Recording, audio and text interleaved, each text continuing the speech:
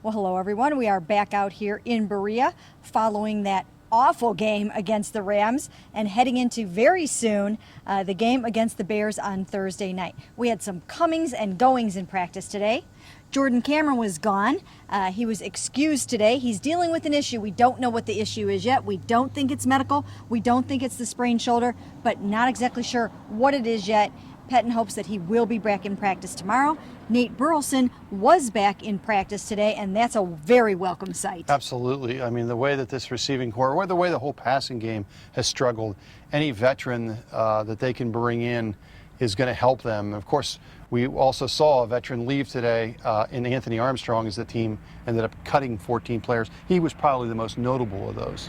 He was. It was Anthony and running back Edwin Baker, who spent some time obviously with the team last year, but there was a little bit of a log jam there once you get past the third running back. And we know that Dion Lewis has kind of separated himself a little bit for that third running back spot. So Edwin Baker, expendable, and there's still a couple of other guys there, Chris Obanaya, vying for that job. Yeah, absolutely. But to get to back to your point, I think it's good to get Burleson out there, a veteran guy. He can only help that passing game right now. That's right. You know what, though? He's been out for so long.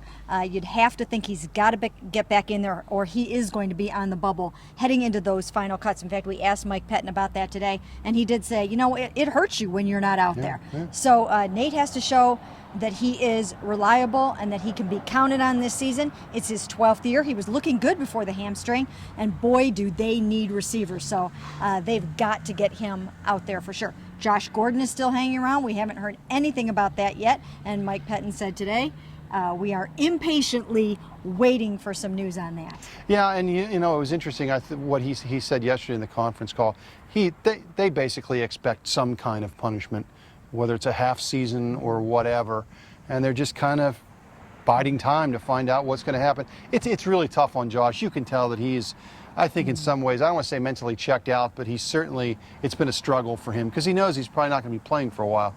Yeah, it's a very, very unfortunate situation. That's why they can't afford to do without Jordan Cameron. Oh. When you looked over at the bikes today, you see Joe Hayden over there. You see cornerback Pierre Desir, cornerback Isaiah Trufant. They're starting to get a little thin at that cornerback position, and boy, Justin Gilbert needs his buddies back, doesn't he? Yeah, Justin Gilbert had his first real hiccup as a pro the other night. He had a tough night, got picked on repeatedly, probably 4 or 5 times for a couple of big plays.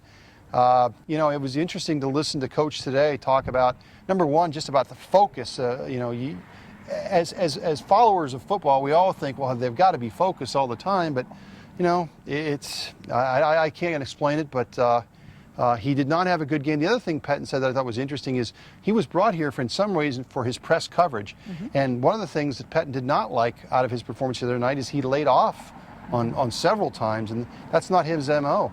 Well, once again, it's good that he got that kind of a game out of his system in the preseason instead of the regular season. As far as the game on Thursday night, we'll talk a little bit more about this tomorrow. But the starters will play only about a quarter in this game. That means Brian Hoyer a quarter or less. Then Johnny Manziel will come in and probably finish out the half and maybe play a little bit into the third quarter, and then we'll probably see a little bit of Rex Grossman this game. Yeah, and I think it's a smart idea. I know a lot of teams will rest their starters in the fourth game, but the way this unit has struggled, I think you just got to get all the reps you can, and I think it'll benefit both quarterbacks. You know what? It should, by rights. I understand what you're saying, but the Rams might have a different view on that right now, right? Oh, I mean, my goodness.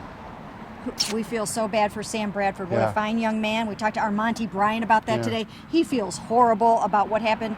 It was his hit, obviously not intentional.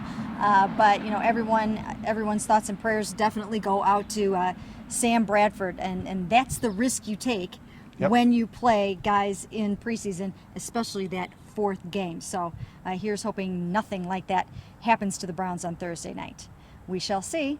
And that's it from Browns practice in Berea.